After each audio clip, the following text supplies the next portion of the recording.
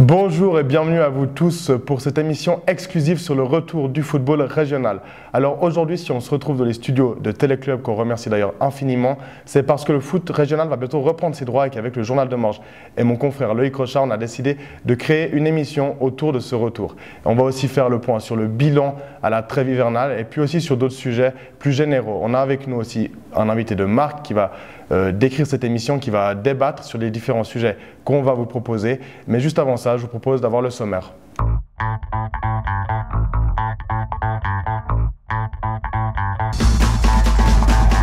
Aujourd'hui, dans la vie du foot, nous allons parler de tous vos clubs préférés, à commencer par Fort-Var et Saint-Pré, où l'on fera le bilan après 6 mois et où on évoquera leur rivalité.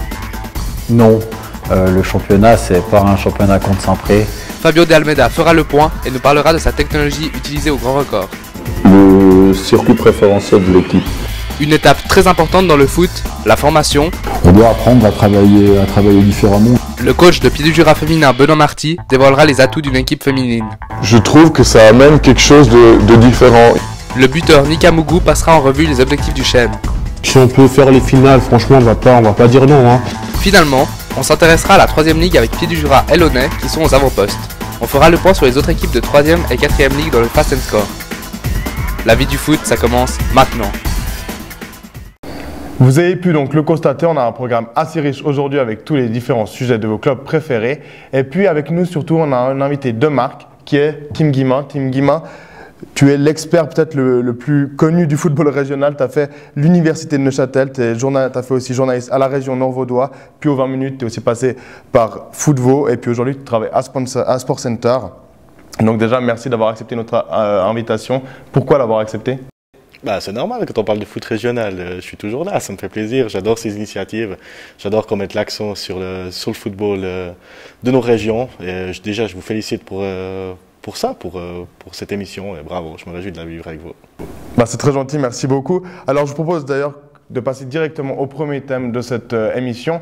On va parler bien évidemment de nos 3 clubs de 2e Ligue Inter avec Fort-Var, Saint-Pré et Chichan. Mais on va d'abord s'intéresser aux 2 néo-promus, Fort-Var et Saint-Pré, avec bien sûr la réaction de Paulo Diogo da Cruz et Damien Berger-Sabatel.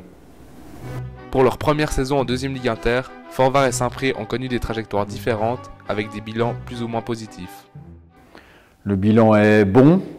Je dirais que pour un promu, avoir 23 points aujourd'hui, à 7 points de la tête, mais voilà, également à 7 points de la barre de relégation, voilà, c'est un bon tour. On n'a pas d'objectif précis, ni de place, ni de points, ni autre. Le but, c'est voilà, d'être en position de gagner tous les matchs, de faire une équipe capable de rentrer sur le terrain tous les week-ends, et avec l'ambition et surtout la possibilité de gagner tous les matchs.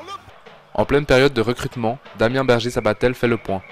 Il se passe bien, voilà, on est agréablement surpris de voir qu'il y a beaucoup de joueurs qui nous appellent, surtout voilà, des joueurs de la région aussi qui nous contactent, qui voient ce qu'on fait sur le terrain, en dehors, qui connaissent le projet ou qui ont entendu parler aussi. Et donc voilà, aujourd'hui c'est vrai que j'ai encore des appels très régulièrement de joueurs pour savoir si je suis à la recherche ou autre. Et je rencontre ces joueurs et puis on verra bien. De leur côté, Saint-Pré et Paulo Diogo ont connu moins de réussite que leur grand rival, mais le bilan reste toutefois respectable. Le bilan pour moi il est positif. J'étais content de la manière dont l'équipe a joué, un petit peu moins des résultats que je pense que voilà, contre Fort-Var ou Monterre, on aurait pu... on aurait dû avoir quelques points en plus. Les objectifs, ils sont voilà, de se maintenir dans la première moitié du classement. C'est l'objectif du club qui est monté, comme vous le savez, très vite, de 3e, 2e Ligue, 2e Ligue Inter. Mais maintenant, c'est un peu de stabiliser là et puis on verra pour la suite. Au niveau du recrutement, le tacticien Saint-Préard fait le point à la mi-février. Le but, c'est de prendre 1 ou 2 joueurs maximum, mais il faut vraiment que ça vaille la peine, sinon on garde ce qu'on a, je suis satisfait. La rivalité avec Fort-Var est encore dans toutes les bouches et sera un événement marquant de ce second tour. Nous, on va jouer notre championnat, je pense que Fort-Var aussi vont jouer le leur. Après, voilà, nous, c'est de faire des points. Après, le match contre Fort-Var, il sera encore très loin. Alors, le but, c'est de bien commencer, puis on aura largement le temps de voir après contre Fort-Var. Damien Berger-Sabatel est du même avis, il faudra d'abord se concentrer sur les premiers matchs. Le championnat, c'est pas un championnat contre Saint-Pré. Et le but, c'est de gagner tous les week-ends, pas plus contre Saint-Pré ou autre. Mais voilà, il n'y a pas de fierté particulière ni d'objectif particulier. Maintenant, voilà, on sait qu'en ce moment, actuellement, à l'heure où je vous parle, on est la meilleure équipe du district. Et puis, voilà, c'est toujours plaisant quand même, mais c'est pas un objectif en soi. Le championnat de 2e Ligue Inter promet d'être palpitant. Le rendez-vous est fixé au week-end du 16 mars. Donc Tim, tu as pu visionner donc, ce reportage qui parle de Fort-Var et de Saint-Pré. Pour toi, comment il est ce premier tour de nos deux clubs du district? Est-ce qu'ils l'ont bien réussi ou bien non? Comment est-ce qu'on doit s'acclimater quand on fait une promotion? Bon, il y a pas mal de joueurs d'expérience de les deux cas, surtout à Fort-Var, j'ai envie de dire. C'est pas forcément des néo-promus classiques. Oui, c'est des clubs qui viennent de plus bas. Paulo Diogo a raison en disant que Saint-Pré a gravé les échelons assez vite ces dernières années. Mais il y a assez de joueurs pour tenir le choc de cette 2 Inter. Ce qui change évidemment, c'est l'intensité, c'est les déplacements aussi, il faut s'y habituer. Mais je veux dire, des gars comme Ayoub Rachan, Ousmane Traoré, c'est pas ça qui leur fait peur. Oui, ils connaissent un peu ce genre de rencontres. Et puis d'ailleurs, si on fait un peu le point sur le classement, donc Fort-Var, ils sont 4e à 7 points des premiers, donc c'est quand même un retard important, ça va être compliqué de combler ce retard-là, je pense. Oui, c'est clair. Non, mais ça va être difficile pour Fort-Var d'aller chercher la première place. Olympique de Genève, c'est costaud. Verrier, peut-être un peu moins, mais je pense que le grand favori, c'est vraiment Olympique Genève. Je ne vois pas Fort-Var de première ligue de cet été. Ouais, ça semble quand même être compliqué. Et puis, Saint-Pré, ils sont 11e, un point au-dessus de la barre. Donc la situation est plus critique. Hein. Ça s'est moins bien passé, cette acclimatation à la 2e Ligue Inter. Hein. Ouais, non, puis pour Saint-Pré, ça va être difficile parce que derrière Servette ne veut pas couler, ça c'est clair. Et Dardania, avec le retour d'Imberisha que vous connaissez aussi bien de votre région, va faire des points et Dardania va se renforcer aussi. Donc Saint-Pré, je pense qu'il ne faut pas qu'il soit trop confiant. Alors oui, Romain Dessarzin est arrivé, c'est un joueur de grande classe. Je me réjouis de voir l'association avec Sonny Coq, on de chaque côté peut-être, en 4-3-3, je ne sais pas, on verra. Mais Saint-Pré, il doit vraiment faire gaffe derrière parce que ça va revenir très très fort. Et moi, je suis pas aussi confiant que Paulo Diogo quand il dit on doit s'installer dans la première moitié du classement. Je pense que Saint-Pré doit surtout passer à se sauver maintenant. Ouais, et puis justement, alors tu vas parler de Romain Dessarzin, c'est une arrivée quand même importante. Comment on fait dans une équipe pour pouvoir gérer un joueur qui a quand même joué bien plus haut? Non, mais Romain, c'est aussi un gars du coin. Enfin, c'est un gars que tu vois au match. Moi, je l'ai souvent vu autour des terrains de 2e ligue, les finales, ce genre de choses. Il sait où il arrive et il ne débarque pas en terrain inconnu. Il a aussi des copains de l'équipe et il vient là pour jouer au foot. Après, il faut voir il n'y a que lui qui a la réponse, quelle intensité il va mettre, quel rythme il va mettre, quelle envie il va mettre aussi. C'est pour lui que ça va pas être facile en fait. C'est un gars qui a joué au niveau évidemment, qui a été pro, et c'est lui en fait qui a la réponse. Ses coéquipiers ils vont bien l'accueillir et au niveau du vestiaire, je ne me fais absolument aucun souci. Sur le terrain, c'est lui qui a la réponse. Et puis alors on a tourné cette émission, enfin notre reportage, on l'a tourné mi-février, il n'y avait pas encore une autre annonce, c'est aussi l'annonce de Dragan Jankovic qui quitte le FC Fort-Var-Morges. C'est quand même un petit choc pour Damien Berger-Sabatel et son équipe. Ouais, c'est un choc parce que Dragan Jankovic, c'est un super buteur, c'est un gars qui lui aussi a le niveau pour jouer au professionnel. Je suis convaincu, cet avanceur-là, on le met en Promotion League, on le met en Challenge League, il a sa place de l'effectif. Donc effectivement, bien sûr, c'est dur pour Forward. Maintenant, je me réjouis de voir le développement. Est-ce qu'il va aller à Renault? Est-ce qu'il va s'acclimater à Renault? Moi, j'attends de voir. C'est encore tout frais cette annonce. Je suis encore un tout petit peu sceptique. On verra. Après, Damien Berger-Sabatel, il a les ressources et son club a les ressources pour pallier à cette absence, même si c'est compliqué. Ouais, d'ailleurs, ils ont aussi eu 1 ou 2 transferts, 1 ou 2 arrivées. Maintenant, Tim, je vais te proposer de passer à l'autre club de 2e Ligue Inter, c'est le FC Échichamps. Donc voilà, on est allé mi-février rencontrer Fabio de Almeida. On était dans les vestiaires du FC Échichamps et puis il nous a très bien accueillis et il nous a parlé de quelque chose de particulier. C'est parce que lui, il utilise plein de, comment on peut dire ça, plein de technologies de son club. Il a des GPS, il aime bien travailler avec ça, c'est aussi sa passion. Hein. On ne va pas se le mentir, il nous le dit encore, c'est pas très efficace. Mais par contre, c'est vraiment sa passion, il nous a accueillis dans ses vestiaires. Et puis, donc, je te propose de regarder leur reportage avec Fabio de Almeida et puis il nous parlera aussi, bien sûr, du bilan de son équipe. Fabio de Almeida, tu nous accueilles aujourd'hui dans les vestiaires du FC Échichamps pour nous parler de quelque chose de particulier. Ça veut dire qu'en fait, à Échichamps, tu as décidé depuis quelque temps de travailler aussi avec la technologie. Pourquoi avoir opté pour cette technologie-là? C'est aussi ta passion, hein?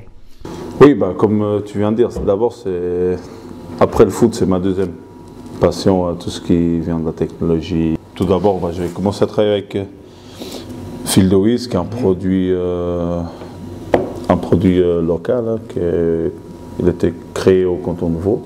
Ensuite, ça fait depuis moins d'une année que je travaille avec Gold Time. Field of Wiz, bah, c'est un gilet en pod. Gold Time, c'est un pod avec une strap. Il pèse 9 grammes. Le joueur, il le met et il le pose à la cheville. Et puis Chichon, du coup, tu as décidé d'opter plutôt pour la technologie que pour des joueurs, on peut le dire, ou bien non? Moi, et Chichon, je me sens quand même très formateur. Il faut que j'ai un sentiment que j'ai tout mis en place pour préparer l'équipe durant les matchs, pour ne pas avoir le moindre regret. Et la technologie m'aide beaucoup à comprendre des aspects du match, collectif et individuel. C'est ça que tu me disais, c'est que tu me disais que c'est bien, c'est bien Gold Time, mais par contre, c'est vraiment bien si on l'utilise avec la vidéo. Tu arrives à nous montrer un peu… Là, par exemple, à Gold Time, on a le circuit préférentiel de l'équipe. Donc, on voit le réseau de passes qui était le plus cherché. Est-ce que là, on peut dire que c'est un jeu qui est plutôt horizontal que vertical, ou bien non? Oui. On essaye en tout cas de garder le ballon plus que les autres. Tu as le nombre de ballons joués par joueur. Donc, le joueur qui a touché le plus de ballons sur son bon pied. Ouais. On voit Samir l'a touché énormément de ballons, Lucien, David à ce match-là. Voilà. Après, tu as ceux qui ont fait le plus nombre de sprints. On voit que les deux ailiers, ils n'ont pas chômé. On voit du côté gauche, c'était un côté où on a énormément attaqué. On voit quelque chose qui est assez intéressant, c'est qu'on voit qu'au final, dans la course de tes joueurs, puis ça c'est dans tous les footballeurs la même chose, on voit qu'il y a la moitié peut-être de marche. Ensuite, il y a une bonne partie encore, c'est du jogging. Et ensuite, la course, c'est, disons, une moyenne d'environ 10%. Et ensuite, entre 0 et 4% le sprint. Oui, tu prends énormément d'informations avec ces stats. Mais je me répète encore une fois, sans la vidéo, tu ne peux pas en juger. Moi, j'ai une application coach et chaque joueur est inscrit dans mon fichier. Et il reçoit son fichier individuel. Si on change un peu de sujet, vous avez fait un premier tour que tu qualifierais de positif, négatif, mitigé? Mitigé. Mitigé, hein. Mitigé. C'était très difficile de comprendre le comportement émotionnel de l'équipe à domicile et à l'extérieur. On rappelle qu'ils ont fait 2 points, c'est juste à domicile. Exactement. Et le reste, ils l'ont fait à l'extérieur. À l'extérieur. Donc, on a vraiment un parcours à l'extérieur qui est extrêmement positif. Mais à domicile, comme je t'ai dit, je n'arrive pas à comprendre le comportement émotionnel des joueurs. D'ailleurs, cette préparation, tu as fait aussi quelques transferts, aussi quelques départs, mais notamment le plus gros transfert, celui que les gens ont pour l'instant retenu jusqu'à aujourd'hui, c'est Marco Leroz de retour. Oui, mais tous les joueurs sont importants. Je pense que le retour de Luc Rapin, qui va nous amener encore plus un équilibre défensif dans l'équipe. Tu nommes Marco, mais j'ai le retour de Khalil Ouaret, qui est certainement un des meilleurs, mieux offensifs en deuxième ligue inter. Il a une qualité qui est incroyable. Par moment, on le regarde dans l'entraînement, on se demande même qu'est-ce qu'il fait dans cette ligue. On a Ghazi Alouchi qui est de retour. L'objectif est là, c'est de faire le plus de points possible ce deuxième tour. Après, encore une fois, on bosse et on ne demande rien. Si à la fin du championnat, je suis là où je suis actuellement, je serais content, je serais sauvé. Mais je serais triste par rapport à l'investissement des joueurs. Tout le monde était là le lundi, tout le monde était là le mercredi, tout le monde était là le vendredi, tout le monde était là en match. Le sport, si tu t'investis, va toujours te récompenser. Et donc, je ne compte pas les heures. Je bosse. Et je me dis qu'on va être récompensé de toute manière. Bon, on espère aussi que vous serez récompensé. En tout cas, hein, c'est tout ce qu'on peut souhaiter à toi et au FC Chichon. Puis on va voir ça dès le début de ce second tour qui commence, on le rappelle, le 16 mars contre Oberstdorf. Le rendez-vous est pris. Merci beaucoup, Fabio. Voilà, donc merci déjà à Fabio Almeida aussi qui nous a vraiment ouvert ses portes en nous donnant des informations qu'il aurait pu garder pour lui. D'ailleurs, merci aussi à tous les coachs avec qui on collabore toute la saison qui sont souvent très accessibles. Tim Guimard, si je me tourne vers toi, qu'est-ce que tu penses de ces GPS? Est-ce que ça a vraiment une utilité au fond? C'est pas si ça a vraiment une utilité. Ce que je peux dire, c'est que j'adore le discours de Fabio de Almeida. Franchement, il fait partie de cette nouvelle génération de coachs qui amène du dynamisme. Il vient de cette école portugaise qu'on voit aussi à haut niveau, cette école entre guillemets universitaire avec l'utilisation des technologies. Et c'est assez drôle parce qu'on la voit au niveau, on la voit aussi au niveau amateur. On voit aussi Xavier Silva à Chavornay, qui est de la même génération que lui, qui a un peu le même discours aussi. Et je dois dire que j'adhère beaucoup. Et j'aime vraiment bien comme il parle et je sais que ces joueurs apprécient beaucoup. C'est un malade de football. Et comme il le dit, je pense qu'il va en être récompensé. Si c'est pas cette saison avec les Chichons, ce sera plus tard de sa carrière. C'est un jeune entraîneur à suivre de très près.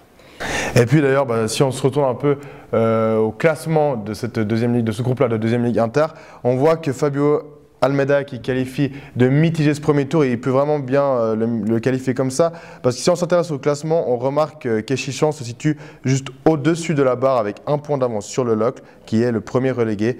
Autant dire que le sauvetage donc, sera bel et bien la préoccupation numéro 1 du club du grand record, parce que ouais, là ça va être compliqué, il faudra qu'ils fassent le même deuxième tour que celui qu'ils ont fait l'année passée. Hein. Ouais, puis il faut faire des points à la maison comme il l'a dit. Derrière ça va revenir fort, hein. Thierry, Vittorio Bevilacqua. Thierry n'a pas fait une grosse campagne de transfert, ça va être difficile pour eux aussi, mais Thierry, ils ont quand même l'habitude d'aller chercher les points au deuxième tour. Non, et Chichon, il va falloir faire des points, ça c'est sûr, ils sont en danger, ça c'est clair. Quoi. Et ils ont un premier match qui est très important contre Uberstorf. C'est une équipe de milieu de classement, ça va déjà être primordial. Hein. Ouais, oui, ça va être primordial. Après Ubersdorf, c'est toujours compliqué à jouer. On l'a vu au premier tour, c'est une équipe qui lâche rien. On est dans le cliché, mais c'est vrai avec eux. Voilà, mais Chichon, bien sûr. Bon, après, la campagne de transfert était bonne. Il a raison de le souligner. Fabio de Almeida, il a raison de le souligner. La campagne de transfert était vraiment intéressante. Notamment avec leur retour de Marco Lerose, c'est clair que c'est un renfort de marque. Ouais, Gazialouchi aussi, comme il l'a dit, le Crapin, enfin voilà. Non mais ils ont fait une belle campagne et je pense qu'ils vont être plus dangereux offensivement, ça c'est clair.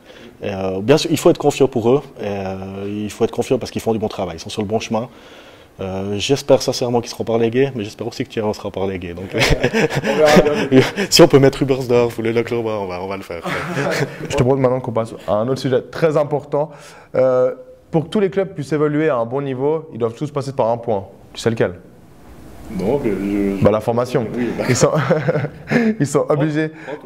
Pas tous, mais normalement, ils doivent tous passer par la formation des jeunes. Et puis, du coup, nous sommes allés à la rencontre des responsables de VPC Sport et puis de Foot Région Marche, ces deux mouvements juniors qui ont essayé de se mettre à plusieurs villages pour pouvoir former les jeunes. Du coup, c'est clair que maintenant, il y a toujours plus d'activités. Les jeunes, ils font toujours plus de choses. Ils font du judo, du tennis, voilà, ils font plein d'activités. C'est affreux, on n'en parle pas. Et puis, du coup, alors, VPC Sport et FRM, ils ont pris le pari de se mettre à plusieurs pour essayer de former les jeunes et d'être le plus compétitif possible à tous les niveaux. Je te propose d'ailleurs de voir le reportage. À l'heure où les clubs de la région prennent une nouvelle dimension, la formation reste une question taboue. Les mouvements juniors de VPC Sport et de Foot Région Marche sont-ils les modèles à suivre? Nous sommes partis à la rencontre de leurs dirigeants Stéphane Ducret et Alexis Facatolavella pour faire le point sur la situation. Alors le VPC s'est créé il y a 1 année et demie, la collaboration entre les clubs elle est beaucoup plus ancienne que ça. La raison elle est très simple, c'est que aucun des clubs n'a les moyens d'avoir un mouvement junior compétitif tout seul. Nous, on dit la survie de ces 3 clubs, elle passe uniquement par la formation. On doit former ces jeunes, qu'ils aient une formation de qualité pour qu'on puisse aller le plus loin possible. Dans des communes comme les nôtres, on ne va pas trouver par catégorie d'âge 15 enfants qui partagent exactement les mêmes aspirations pour jouer au même niveau dans la même équipe. On est obligé de trouver des regroupements pour pouvoir placer les gens dans la catégorie de jeu qui va lui convenir le plus. 1 an et demi après le début du projet VPC, Stéphane Ducret nous parle du bilan. Le bilan, c'est qu'il y a encore beaucoup de travail. C'est sûr que c'est quand même énormément différent de gérer un mouvement de cette taille-là par rapport à gérer quelques juniors du club d'avant. On doit apprendre à travailler différemment, on a beaucoup de bonnes intentions. On a fixé des règles, que oui, ça marche. Pied du Jura a récupéré 16 joueurs l'année passée qui sont montés des juniors B qui sont arrivés en actif. Cossonay, les 2 meilleurs buteurs de leur première équipe sont 2 jeunes qui ont 17 ans, 18 ans, qui ont fait toute leurs années de junior dans la collaboration qu'il y avait entre Véron, Venoge et Cossonay avant que ça s'appelle VPC. Donc oui, tout le monde est en train de trouver un avantage à cette formation de qualité. On est loin d'être au bout du chemin. On est vraiment loin d'être au bout du chemin. Il y a énormément de choses à faire. Il y a aucune routine pour le moment. On découvre tout ce qu'on fait. Le futur, c'est de continuer à donner les meilleures conditions cadres possibles à tous ces enfants pour qu'ils progressent. Et puis, corriger les erreurs qu'on a déjà identifiées. Et puis, corriger les erreurs qu'on n'a pas encore identifiées. Parce qu'il y en a aussi, on ne va pas faire tout juste du premier coup, c'est sûr. De son côté, le FRM se voit chamboulé. Alexis Fakatolavela nous en touche 2 mots. Actuellement, FRM, on est en pleine reconstruction. On a eu beaucoup de chamboulements cette année et on essaie de se reconstruire petit à petit. Et pour l'instant, le groupement se porte plutôt pas mal. Sur le classement, on a un bilan qui reste correct. La plupart de nos équipes ont réussi à se maintenir au niveau promotion et inter, on est pour l'instant plutôt correct, sauf pour les B, on essaye un petit peu de s'améliorer. Le FRM est un mouvement junior, mais qui peut avoir des répercussions sur les équipes actives. Ce qu'il faut savoir, c'est qu'à peu près 50% des équipes d'actifs sur les 5 clubs sont passées par FRM. Donc on apporte quand même une certaine plus-value à ces 5 clubs-là au niveau des actifs. On reste quand même un groupement amateur, mais peut-être qu'à l'avenir, oui, on a des joueurs qui jouent par exemple actuellement en 2e Ligue Inter qui sont passés par FRM, donc à Échicha. Le fait de savoir qu'on a un joueur qui a signé un certain niveau, ça reste quand même une fierté parce qu'on se dit qu'on lui a apporté quand même 2-3 clés pour qu'il puisse arriver à ce niveau-là. Donc voilà, on vient de voir ce reportage sur la formation. Petite question, est-ce que toi tu penses qu'elle est peut-être trop délaissée cette formation au final? Non, c'est clair que maintenant c'est plus compliqué qu'avant. Les clubs ont plus une identité propre des juniors et jusqu'à la première équipe. Tu peux plus faire ça. Il faut passer par ces groupements. Et tant mieux. Moi, la seule chose que je demande, c'est qu'en fait les juniors quand ils sortent des A, ils soient rattachés à une équipe, ils soient identifiés, ils puissent s'identifier à une équipe après. Voilà, ces groupements, je pense que c'est inévitable. C'est une bonne chose par la force des choses, mais après, il ne faut pas qu'on perde l'identité des premières équipes. Et ça, j'aimerais vraiment qu'on y soit attentif, qu'on puisse garder vraiment la première équipe de Forward Marche, celle de Chichion, celle de Saint-Pré. Ces derbys-là, c'est ce qui fait la beauté du foot. Et ces gamins-là, même s'ils n'ont pas forcément ce maillot-là dès leur plus tendre enfance, il faut qu'ils aient quand même cet attachement au club. C'est clair, c'est très important. La formation, c'est un endroit où tout le monde doit y passer. On va passer maintenant à un groupe qui est peut-être un peu délaissé, en tout cas au niveau de la formation, on n'y parle peut-être pas assez, c'est le football féminin. Donc, dans le district, peut-être la meilleure équipe classée, vous ne le savez pas, mais c'est Pied du Jura féminin qui est quand même leader de son groupe de 2e Ligue Inter. Donc, on allait voir Benoît Marty, le coach de cette équipe qui les a fait progresser c'est vrai, rapidement. Et puis aujourd'hui, elles sont premières. Je vous propose d'ailleurs de voir le reportage, du coup, signé Loïc Rochat. Leader du championnat de 2e Ligue Inter féminine, l'équipe de Benoît Marty et Michael Jolia se porte bien. Je suis très fier de cette première place. Le groupe a très bien travaillé, tant physiquement que techniquement. Et je pense notamment que ce qui a fait la différence, c'est le physique. On était au-dessus de beaucoup d'équipes physiquement. Alors la préparation, on s'est entraîné beaucoup en salle, avec des postes physiques, des postes de renforcement musculaire, des postes pour cardiaque. Et là, cette semaine, on commence à aller s'entraîner à l'extérieur pour pouvoir justement faire un maximum de jeux et que les filles se réhabituent au terrain, au ballon, etc.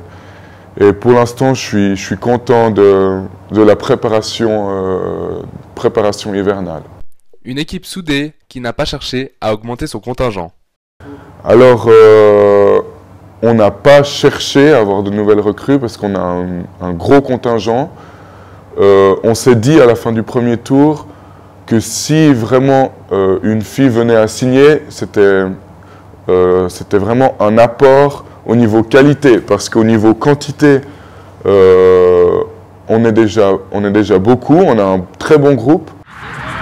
Bien placé pour jouer les premiers rôles, l'idée d'une promotion fait rêver Benoît Marty. Pour moi, de monter en première ligue, ça serait vraiment un très gros accomplissement. rien que pour moi, mais aussi pour toutes les filles, pour tout le staff. J'estime que si on monte en première ligue, c'est grâce à toutes les filles, c'est grâce aux coachs, mais c'est aussi grâce aux coachs précédents, à toutes les personnes qui ont entouré cette équipe avant cette saison 2018-2019. Et vraiment, rien que pour ça, je pense que la montée en première ligue serait un énorme cadeau et vraiment une énorme fierté pour le club, pour la région et pour l'équipe de Pied du Jura. Alors c'est clair que des aménagements financiers, il en faudra, ça c'est indéniable, juste à cause des déplacements, parce qu'en première ligue, nous allons jouer à Lucerne, à Bâle, à Berne. Donc quand on ne joue pas à domicile, on sera obligé d'avoir à notre disposition un car. Pour les aménagements techniques, à part pour la préparation où on a un terrain synthétique à Étoile, je ne pense pas qu'il va falloir mettre des sous en plus. L'entraîneur est formel au sujet de l'importance d'une équipe féminine dans un club. Je dirais une équipe féminine, ça apporte un peu de différence, je dirais. C'est la principale qualité. On voit quelque chose de totalement différent, de plus esthétique, avec moins de contact. Et je trouve qu'avoir une équipe féminine dans le club, ça amène de la vie et de la bonne humeur. Venez une fois voir un match, venez une fois voir comment le football féminin se pratique, comment le football féminin est différent et ce qu'il peut apporter au sport. Et seulement après cela, vous pourrez vous faire une opinion là-dessus, le changer ou même le garder, mais au moins venez voir une fois un match au terrain des Planches. Une équipe de foot, mais avant tout une bande de copines. L'ambiance se ressent dans les paroles des joueuses. L'ambiance est excellente. Tout le monde respecte tout le monde. Quand on vient aux entraînements, on joue tous ensemble.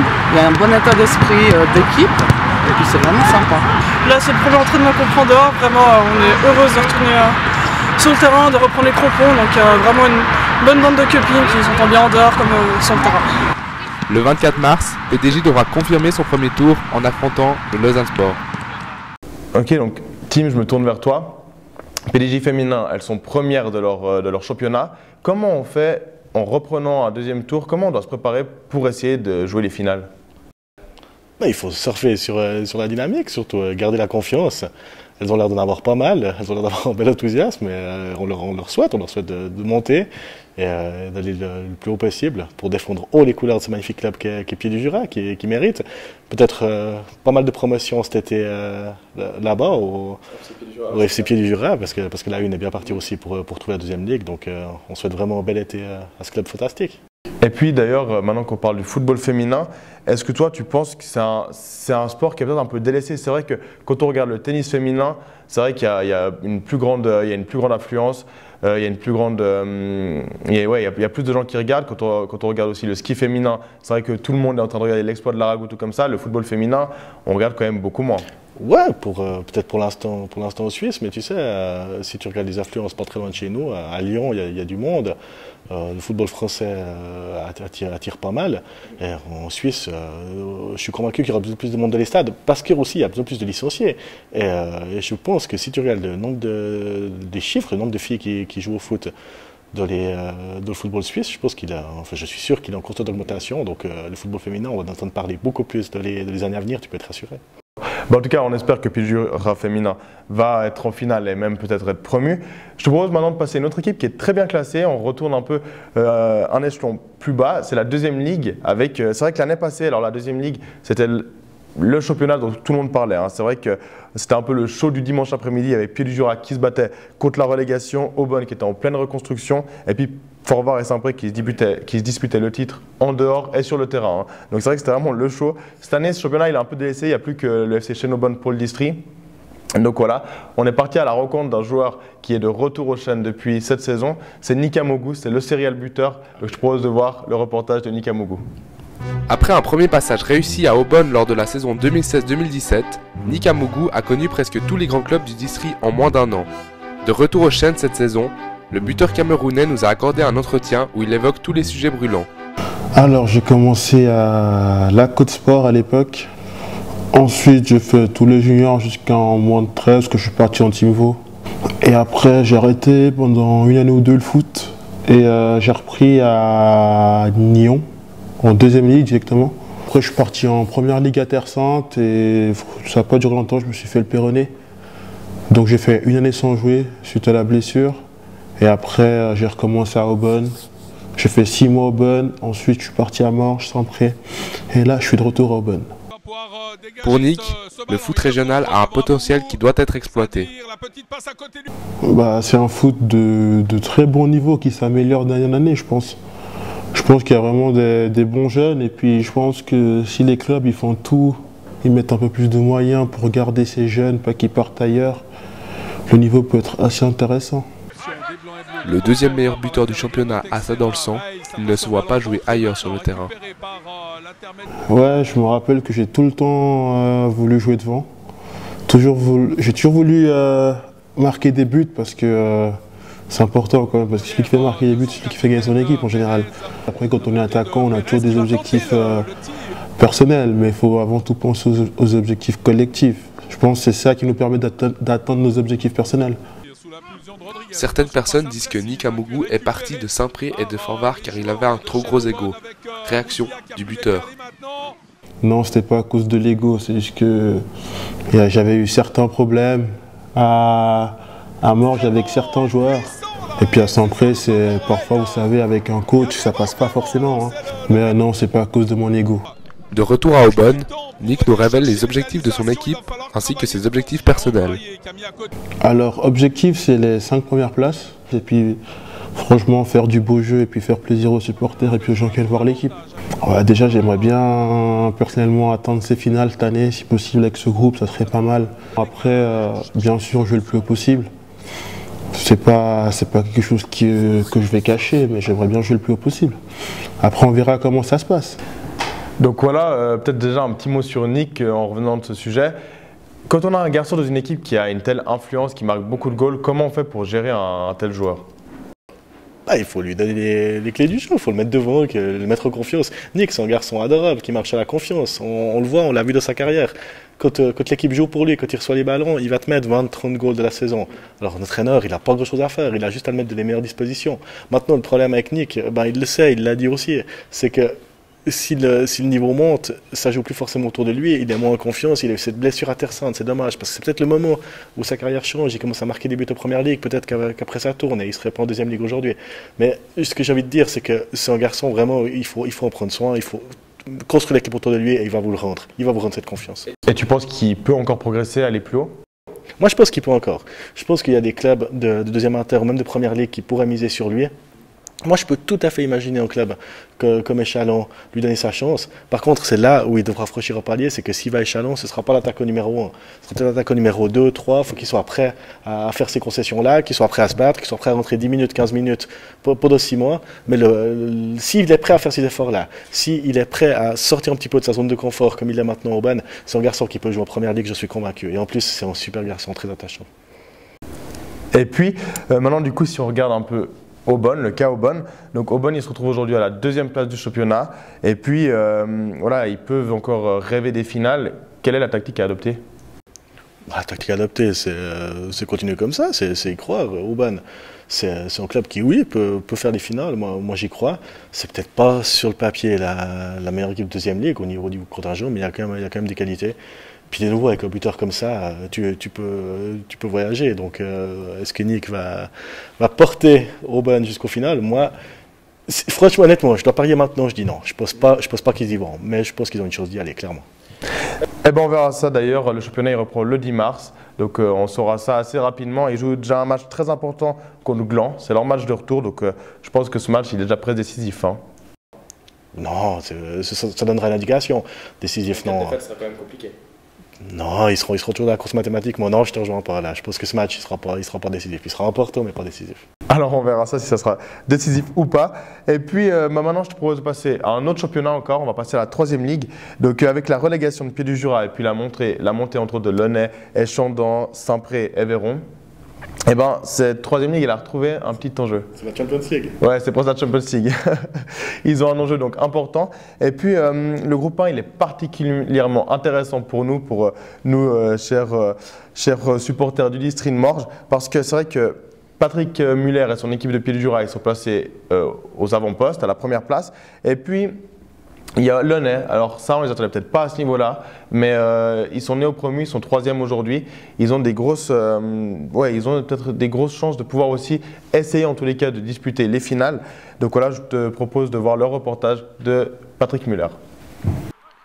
Bon bilan, vu qu'on est au niveau des résultats, enchaîné 9 victoires de suite. On était mal partis, ça c'est sûr, mais maintenant après on a vite réagi.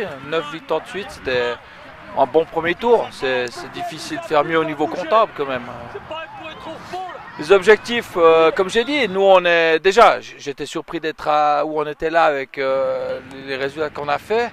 Maintenant, les objectifs, on va prendre match après match, puis on verra bien après ce qui nous attend à fin mai, si on fait les finales ou pas. Mais maintenant, les objectifs, c'est pas une priorité, on va dire, de faire les finales. Comme j'ai toujours dit, il y en a assez qui veulent les faire. Donc, mais nous, maintenant, on est bien placés, donc on va essayer de se cramponner à cette place, c'est clair. La préparation a débuté début février sur le terrain synthétique d'Étoile. Oui, alors grosse préparation, on est bien parti. Là, ça fait déjà la 5e fois qu'on fait ici, soit sur le synthé ou à Vidi en course. On est bien.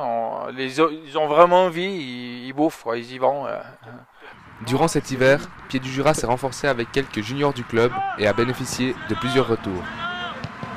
Des recrues, surtout des retours. Il n'y a personne de nouveau dans le club. On n'a pas fait un transfert. Mais c'est tous des joueurs qui sont revenus de blessure. J'ai 5 nouveaux, mais c'est plutôt 2 jeunes. Et puis 3 retours un peu à la compétition dû à une bonne blessure. Le samedi 16 mars, Pied du Jura se rendra à Launay avec un retour aux affaires qui s'annonce compliqué. Un petit mot sur la troisième ligue et sur Pied du Jura. Tu penses qu'ils ont des vraies chances de pouvoir disputer les finales et de retourner en deuxième ligue? Non, mais ils sont déjà promus, arrêtons de se mentir. On adore Patrick Muller, qui veut pas le dire, mais non, bien sûr, Pied du Jura va retrouver sa place naturelle en deuxième ligue. Et on y croit évidemment. C'est un club historique du football vaudois, avec un bel effectif, un super entraîneur qui sait ce que c'est le football, qui sait comment motiver une équipe, qui sait comment leur parler. Donc on va être très confiant pour Pied du Jura, et tout autre résultat qu'une montée sera un échec cuisant, mais je ne veux pas y croire. Et puis du coup, on le disait, Launay, eux, c'est un peu plus une surprise de les retrouver à cette place. Je te propose de voir l'analyse de Jordi Peracola. Le bilan, il est excellent, il est surprenant. L'idée, c'était de se maintenir et puis d'être à l'abri le plus vite possible. Et puis on a vu match après match qu'on était capable. Les adversaires qui venaient ici ou si on allait chez eux, on leur posait des problèmes. On arrivait même à être supérieur sur plusieurs plans, ce qui nous a donné la confiance nécessaire. Un premier tour remarquable pour les hommes de Jordi Peracola. On peut s'attendre à de gros résultats pour la suite de cette saison. Les objectifs donnés par le président au début de saison, c'était le maintien. Moi, j'ai rajouté le maintien noblement. Et puis les joueurs ont dit non, ils veulent plus. Donc on verra bien jusqu'où on va. Les joueurs et le club ont de grandes ambitions qui sont confirmées par l'arrivée de nouvelles recrues. Ouais, il y a eu un petit départ et arrivée habituel en cours de saison, avec 2 départs, notamment Mehdi Takouche qui arrête pendant 6 mois à cause d'un problème personnel, privé, et puis 2 arrivées qui viennent combler justement les départs. C'est Julien Depré et puis Norisson Rio. Le samedi 16 mars, les Fourbiers affronteront le FC Pied du Jura dans un match au sommet qui promet d'être palpitant. Alors, Jordi Peracola, il nous le dit lui-même, il est étonné quand même du classement de son équipe, mais il le dit, les joueurs en voulaient, du coup, ils ont tous voulu, et puis ils sont aujourd'hui là où ils en sont. Quelle est la suite du championnat pour Launay? Ils vont se maintenir tranquillement, ils vont aller voir le plus haut possible. La participation finale, ce sera un cadeau extraordinaire pour ce club qui est très bien géré, il faut le dire. Launay, ils ont un projet depuis plusieurs années maintenant qui est sain, avec un président qui sait où il va, avec un entraîneur qui adhère complètement à sa philosophie. Et, ils ont fait un bon mercato, là, Nourrisson, Yoro, Julien Depré. Donc, ouais, je pense qu'ils ont un beau deuxième tour les attend et surtout le club il est sain, il va pouvoir bâtir sur cette belle saison pour les années à venir. Tu crois en une possible chance de finale?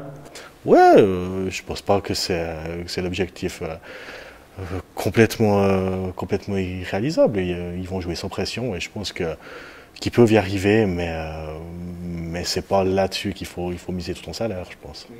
Non, alors, on ne misera peut-être pas tous nos salaires là-dessus. Je te propose maintenant de passer à notre dernière étape de notre émission, la vie du foot. Alors, on va passer maintenant au bilan des autres équipes. En fait, on va faire un peu le point avec toutes les équipes de 3e Ligue, de 4e Ligue, dans la rubrique qui s'appelle le Fast and Score. En plus de Pied-du-Jura et Lennec qui se tirent la bourre, on peut encore signaler la très bonne 4e place du FC Amical Saint-Pré 2. Plus loin, on retrouve encore Échandon au 7e rang, puis Bussigny au 9e rang, qui devra donc redoubler d'efforts pour rester en dessus de la barre. Finalement, dans le groupe 4, on retiendra le 8e rang de Véron-Venoge. J'enchaîne directement avec la 4e Ligue et le groupe 1. Tout d'abord, des félicitations pour Tolochna et Forward 2 qui sont à égalité au 1er et 2e rang avec 24 points. Gimelbière culmine à une 5e place décevante pour une équipe qui faisait partie des favoris.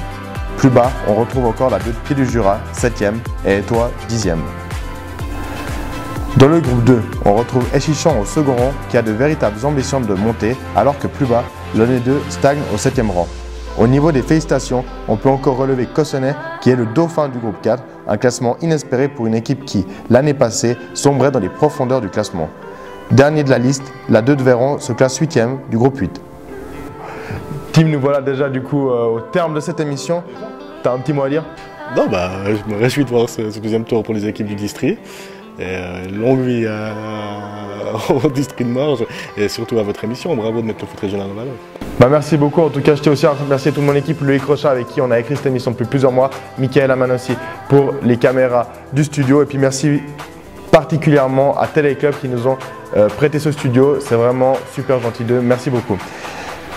Je tiens encore à dire un petit mot. On va se retrouver tout le printemps, l'été sur JDM Sport. On va se retrouver sur Facebook, sur notre site aussi, mais au bord des terrains. D'ailleurs, très prochainement, dès le mercredi 13 mars sur Facebook, vous retrouverez le concours des pronostics. Et puis, n'hésitez pas à commenter, à partager, à nous dire aussi en commentaire sur Facebook ce que vous y pensez.